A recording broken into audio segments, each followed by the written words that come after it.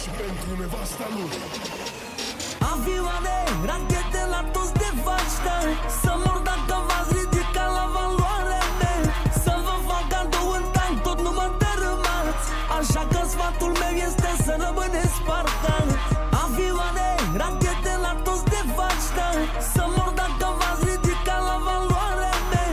Să vă fac cadou în tank, tot nu mă dărâmați. Așa că sfatul meu este să rămâneți parcați.